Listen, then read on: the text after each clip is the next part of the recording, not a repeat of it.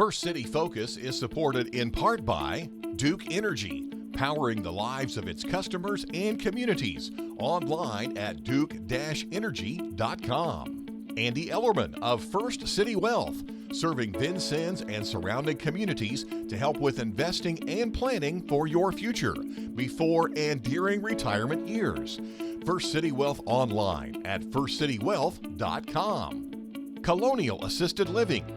Colonial is an assisted living residence promoting independence and dignity for each resident while providing the necessary assistance for daily living.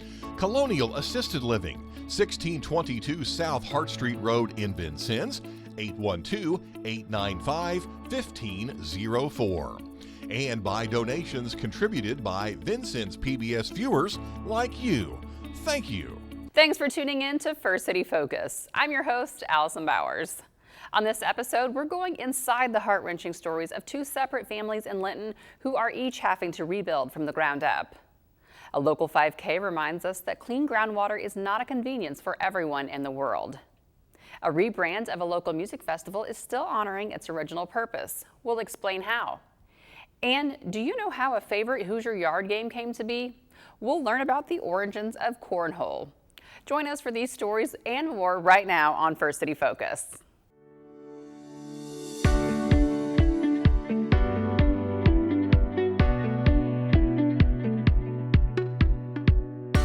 The Linton community continues its recovery efforts after an EF2 tornado hit the area on May 16th. 85 homes were damaged and 20 homes were totally destroyed.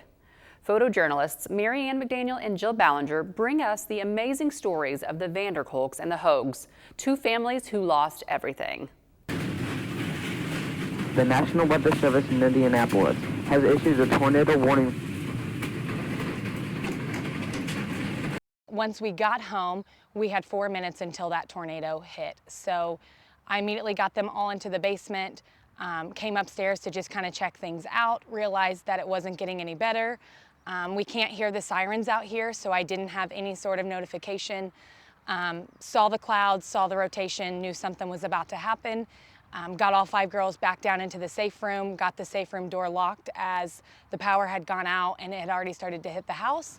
And 3 minutes after the tornado hit, I got my warning on the phone that a tornado had touched down. The sirens went off and we were still kind of just hanging around outside watching what the weather was doing.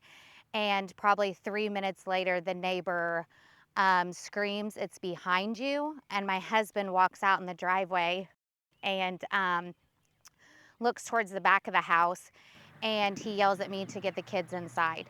So I immediately run inside. We didn't have a basement, so we got down in the hallway. I shut all the doors. My daughter said, "Let's say a prayer." As soon as we said the prayer, you could hear it coming. Glass was breaking, and my husband barely made it inside at the time. He jumped on top of us and actually got lifted up in the air. The way he had his hands locked in, he was able to like hang on and be our shelter. And it came quick, probably 15 seconds and it was gone. But it was a sound that I cannot describe. Just breaking glass, just a big roar, like you knew it was here. I came up through the field and then there was just stuff everywhere, so I knew I had to go around the front. So when I got around front, we had French doors. They were blown open. Windows blown out. Yeah, I could. All of our living room furniture was actually piled into this back room, this dining room here, where the windows knocked out. So the kitchen, the living room, the dining room, it was a disaster. He prepared me as soon as we came out of the basement. He told the girls how brave they were and how strong they were, and he was so proud of them. They were the bravest little girls he'd ever met. He took me to the side, grabbed my face, and said, "You are alive, and those 5 girls are alive, but I need you to understand we will never live in this house again." And that's when it hit me. We walked out from our walkout basement and walked around, and I just collapsed when you look at the house and you see not only the devastation, but you see what could have been. I looked at the 5 little girls and they were all safe, and I'll thank God for that every single day. About half the house, it looked like a normal day. We opened our 10-year-old's bedroom upstairs that night, and the bed was made, her clothes were there. Looked like she just left for school. Looked like she just left for school that day. And that was when it really kind of hit me how kind of random the destruction can be, and you know, little nuances of things that, you know, I never would have guessed that her bedroom on the second floor on the west side of the house was probably the second safest spot in the house for the tornado. It came straight through the middle of our home. So where we were in the hallway, it just barely missed us. The family behind us, their home was completely destroyed. The people on either side of us, it was their roofs are destroyed, their houses have been shifted off the foundation. The people across the street, their roof was destroyed, their barn, all their cars, everything they had in their yard was completely destroyed. Scott and I didn't ask for help. We didn't have to ask for anything. We showed up the day after the tornado with totes and water and thought, okay, we'll get a game plan. And we pulled in the driveway and there were already 5 or 6 people here waiting and said, hey, we have gloves, we have food, what do we do? You know, and they just started, and we finally counted at the end of the day. We think we had 65 to 70 people who had showed up at some point throughout that Saturday, whether it was to grab laundry to do, clean up the devastation, move furniture, bring us water, bring us lunch, bring us food. I mean, it didn't matter if they stopped for 5 minutes or they spent 5 hours. It was just a love that we could never describe that we felt. Even that evening, everybody was here helping. Everybody that could get through the streets was helping, asking if we needed anything. Then come Saturday morning, everybody was out here offering us food, water, asking if they could take my children, you know, somewhere safe and what they could do for us. And it was amazing. There were so many people just on this road and helping. We're doing pretty good. I really just think we're strong and we're positive, and we know that I've told my children that these are just things that we lost, but we still have each other, and that's all that matters. We need to be thankful for that. Just having that community support, I could never be more thankful for that, you know, to wrap their arms around us and pick us up and pick up our girls and let us know that, you know, at the end of the day, a year from now, life will look very different. But we're here. I'm starting to learn this is just a house, and the home is where the 5 of us are together. That is something I think can humble you quicker than anything. Both families are continuing to put their lives back together, including plans to build new houses on their home's original sites. 8 years ago, Knox County teen Jacob Williams' life was tragically cut short, but the legacy of this 15-year-old continues to inspire beyond his community. His memory recently lived on through a collaboration between the Micah 6-8 Project and CrossFit 812 as dozens braved the summer heat at the end of June for a powerful cause. Photojournalist Tessa Haag shows us how. In a small gym in southern Indiana, a walk begins. But this isn't just any 5K. This one carries the weight of memory and the hope of clean water. We're raising money in order to create fresh water wells in Ghana. So the women and children walk miles upon miles to get water over there, and it's super dirty water as well. So this way we're bringing fresh water to them, and so we're gonna take out on a 3-mile walk. What began in grief became a mission for life. I'm on the board of Micah 6-8 Project, and we have a school in Ghana, and we were getting ready to build our school, and about that time my son Jacob passed away in a drowning accident. We saw the need for water in Yeji, where our school was at. To have a school with no water was not an option. The day after Jacob passed away, I was sitting on my front porch, and my friend Christy said, I think we need to start a well project in honor of Jacob. So that's how it started. We just take so much for granted here. 3 things in my lifetime, and I'm 56 years old, that I've never had to worry about was water. We just go turn a tap. Food, we probably throw away food more than they have over there. And then shelter. Those 3 things have never been a concern in my life. And for a majority of Ghanaians, they wake up every morning worried about those 3 things. The joy There's a picture of those kids. It's my favorite picture. Those kids just kind of almost playing in that water that's coming out of that hand pump, and the expression on their faces is just amazement. 2 years after losing Jacob, Kim walked into CrossFit 812. For her, it became more than just a gym. And it became a stress relief for me, a way to deal with my grief, and a community. And I've been part of it ever since. Kim's been a member of our CrossFit gym here since like 2019, and she came to us just in a really tough spot in her life, and it just means a lot for us to be able to give back to her. This 5K wasn't just a walk, it was a walk with purpose. I like the idea, like instead of just doing the normal 5K, I like the idea of encouraging people to carry water. I think 3 miles and having to carry a jug of water or something on your back I think it'll give them a little bit of an impression of this is a lot tougher than I thought. Kim and I have already talked about next year.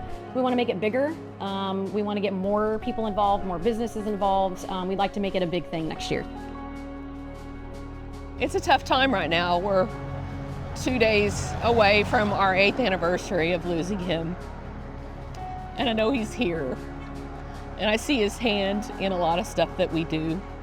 And the success of the wells. Yeah. In honor of his name. I said a long time ago, the thing that took his life is now providing life for people. With First City Focus, I'm Tessa Haag. If you would like to learn more or donate to Jacob's Wells, you can go to the Micah68project.com.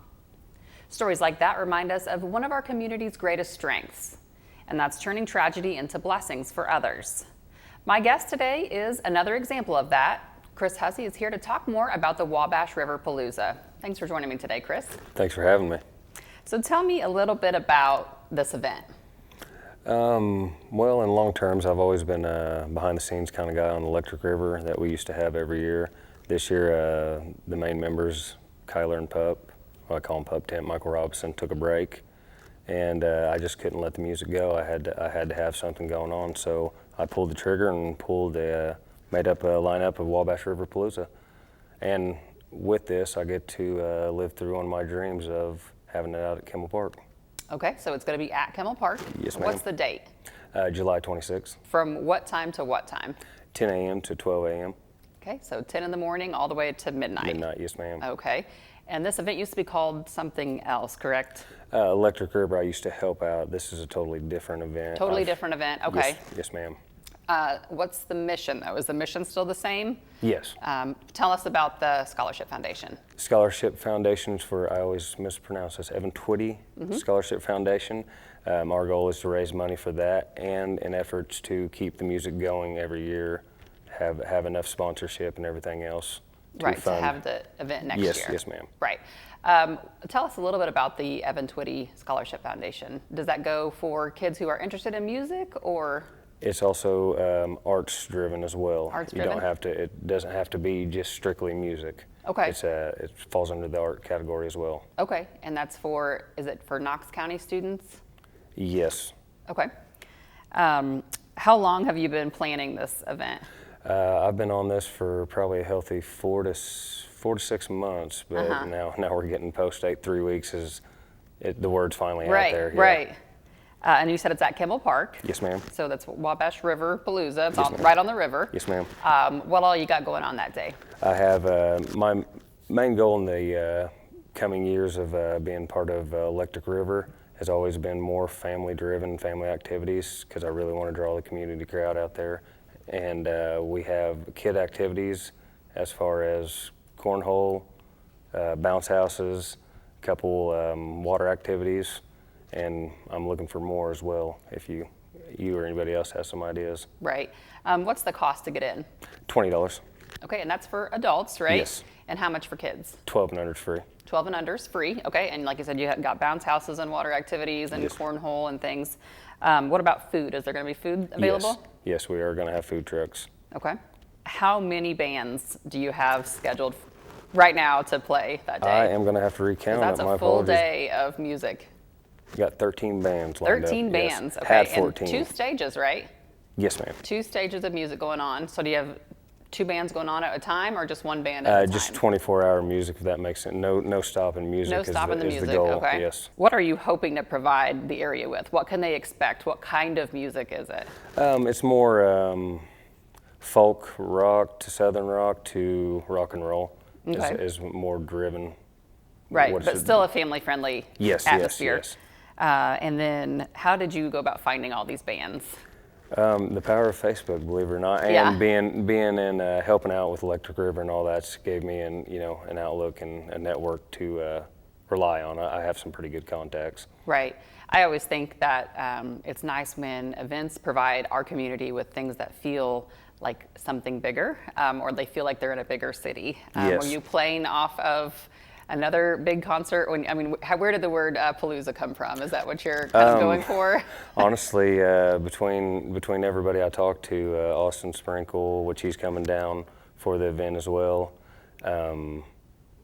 Nothing sounded right. It's just hard to pick a name, and right. I think my girlfriend Brianna McKinnon came up with the Palooza part, I believe, and Wabash River. We were going to do First City, but there's nothing that really First City River. Right. It's just so much. It was just a spur of the moment, and it just stuck with us. Right. Do you hope to have this be an event, and then you have bigger plans in the future, or are you just going to see how this one goes? What's your plan for that? Yes, I have bigger plans in the future. As I said, Austin Sprinkle, who used to be part of Leaving Knox and now that lives in Nashville, and he's part of Alpine Butterfly. He is going to come back and help with said event every year because this is his hometown.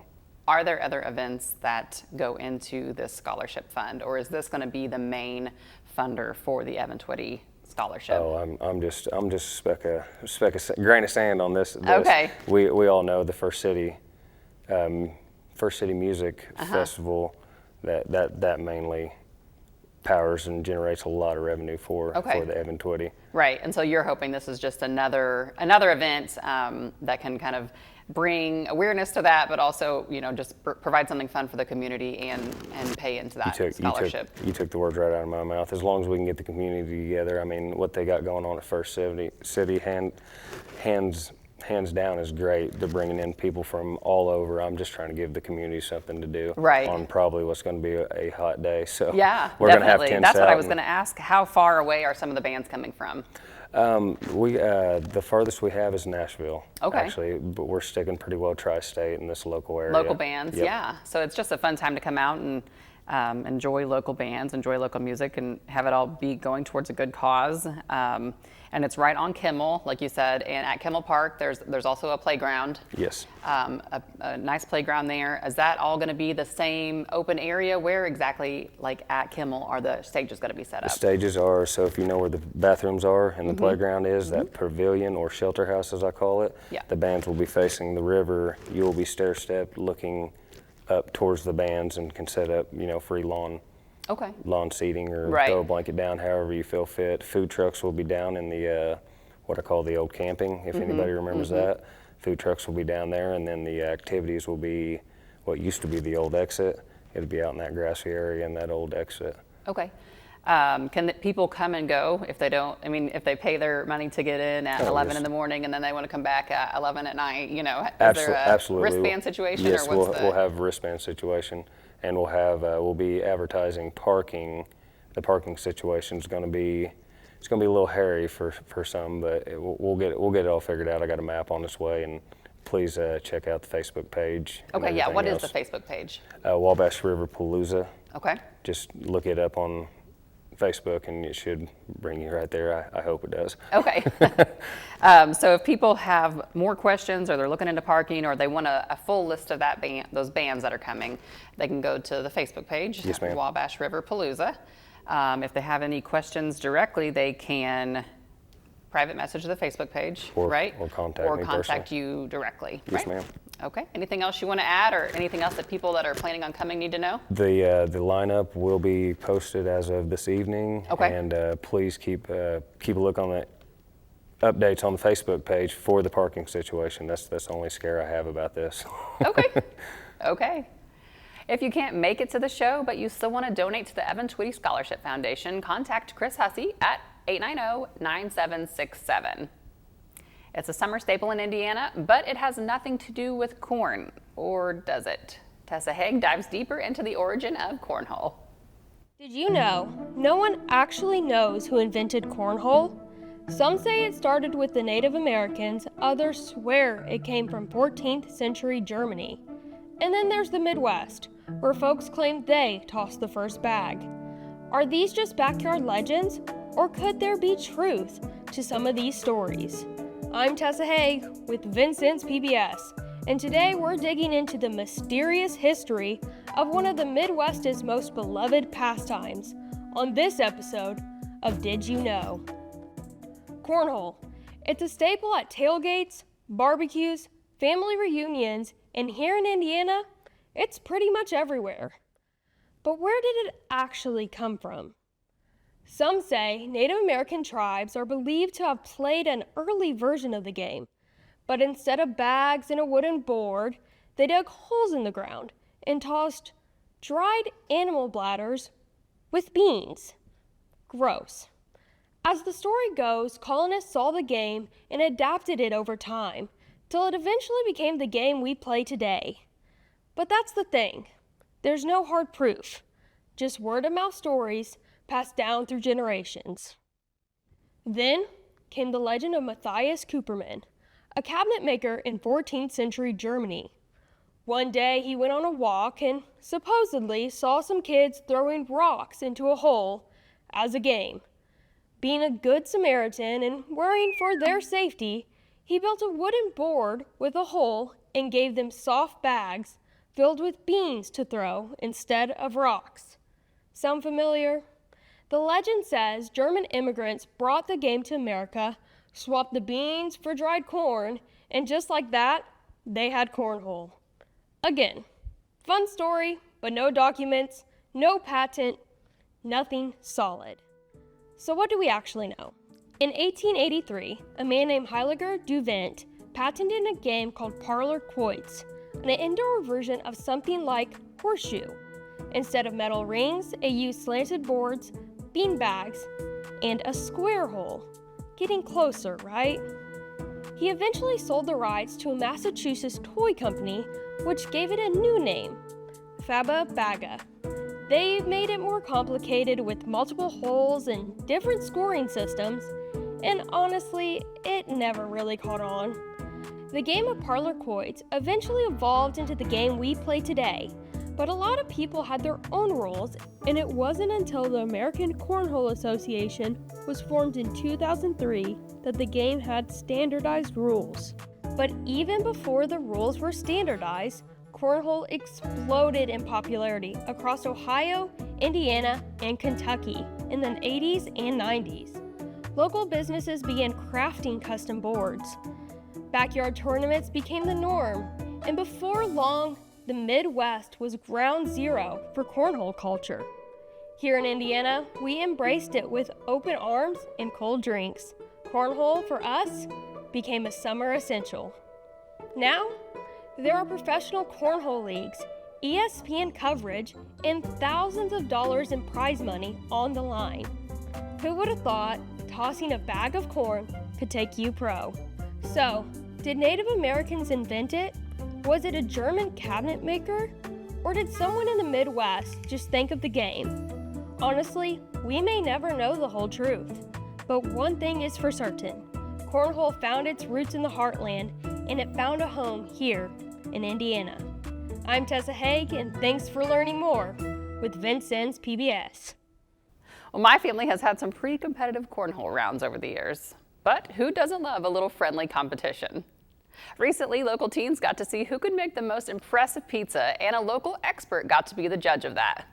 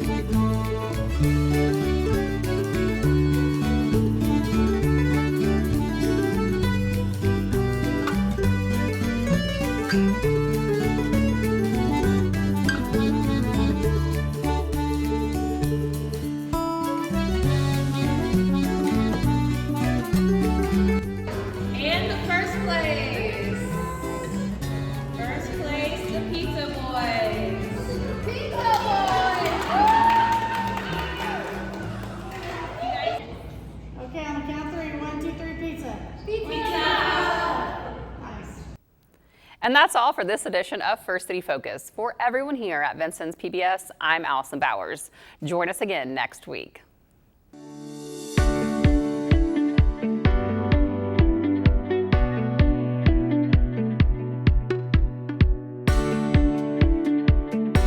First City Focus is supported in part by Duke Energy, powering the lives of its customers and communities. Online at duke-energy.com.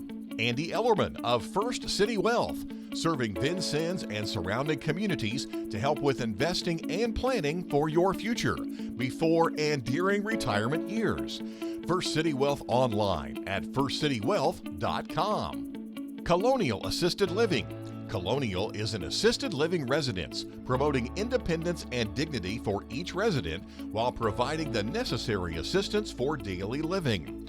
Colonial Assisted Living, 1622 South Hart Street Road in Vincennes, 812-895-1504.